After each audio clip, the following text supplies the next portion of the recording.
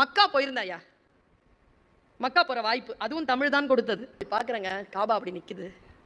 என்ன தவம் செய்தேன்? ஒரு விஷயம் தெரியுமா? அது பார்த்த உடனே என்ன கேட்குறோமோ உடனே இறைவன் ஏற்றுக்கொள்வான்ற ஒரு நம்பிக்கை இருக்கு. உங்களுக்கு சொல்லட்டுமா என் மனசுல என்ன வார்த்தை வந்ததுன்னு? என் இறை மீது ஆணையா சொல்றேன். நான் அங்க சொன்ன வார்த்தை, நீ கொடுத்ததற்கே நன்றி சொல்ல முடியவில்லை, இன்னும் இன்னும் அடுத்தடுத்து கேட்பதற்கு அஞ்சுதே என் நெஞ்சம். பயந்துட்டேங்க. நான் ஏதாவது கேட்கறதுக்கு பயமா இருந்தது. பார்க்குறேன் என்ன அனுபவம் அது. சரி, அவங்கவுங்க நம்பிக்கை தானே. சில பேருக்கு ராமேஸ்வரம் போனால் அது கிடைக்கலாம், சில பேருக்கு காசியில் கிடைக்கலாம், சில பேருக்கு ஜெருசலத்தில் கிடைக்கலாம். எனக்கு மக்கால கிடைக்குது. அப்புறமா உள்ள நுழைஞ்சிட்டோம்னா ஆண் பெண் எதுவுமே வித்தியாசம் இல்லை, எல்லாரும் அந்த காபாவை சுற்றி வந்துக்கிட்டே இருக்கும். அப்போது காபாவுக்கு முன்னால் ஒரு பெரிய கதவு இருக்குங்க, இப்ராஹிம் கதவுன்னு பேர். அதெல்லாம் தொடவே முடியாது, 7.5 அடிக்கு மேலே இருக்குது. அது கையை வச்சு கொஞ்சம் அப்படி அப்படி கையை தொட்டுட்டோம்னா பெரிய விஷயம். தொட முடியாதுங்க, லட்சக்கணக்கான பேர் சுற்றிட்டு இருப்பாங்க, கிட்டேயே போக முடியாது. அது இப்படி இருக்கும், இந்த கட்டடமே இப்படி இருக்கும். இதை தாண்டி தான் நீங்கள் இதில் தொடணும், முடியவே முடியாது. எனக்கு தான் கொஞ்சம் பிடிவாதக்காரி, நான் நுழைஞ்சிட்டேன் உள்ள. போயிட்டேங்க கிட்ட, பார்க்குறேன் நான் இருக்கிறேன் 5.5 அடி, அது இருக்குது 7.5 அடி.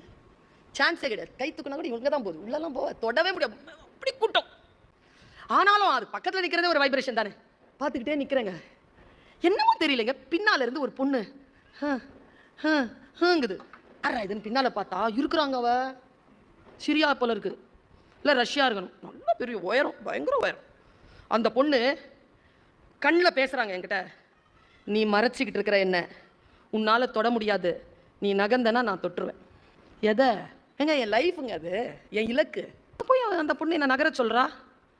ஆனாலும் மனசில் அவள் கண்ணில் தண்ணி போயிட்டே இருக்கு. சே, நம்மளால் முடியல, நாம் எதுக்கு இன்னொருத்தங்களுக்கு தடையாக இருக்கணும்ன்ட்டு என்னுடைய பலத்தை கொண்டு அப்படி திருப்பி அந்த பெண்ணை மட்டும் அப்படி உள்ள அனுப்பிட்டேன். அவ்வளோ போயிட்டான். உள்ளே போனால் அது பாருங்க, அது கை இவ்வளோ உள்ளே போயிடுது, அதுக்கு அவ்வளோ ஹைட். அது அதுவே 6 அடி 6.25 மேலே இருக்கிறா. அவள் கை இவ்வளோ பெருசு, அது தாராளமாக போயிடுச்சு. பார்த்துக்கிட்டே இருக்கிறாங்க. அவளை என்ன பார்த்தாளா, நாளை கொடுத்து வச்சவ போ, கண்ணிலே தான், எங்கே மொழி எங்கே தெரியும் அப்படின்னு நான் எனக்கு கண்ணில் தண்ணி போயிட்டு தான் இருக்கு.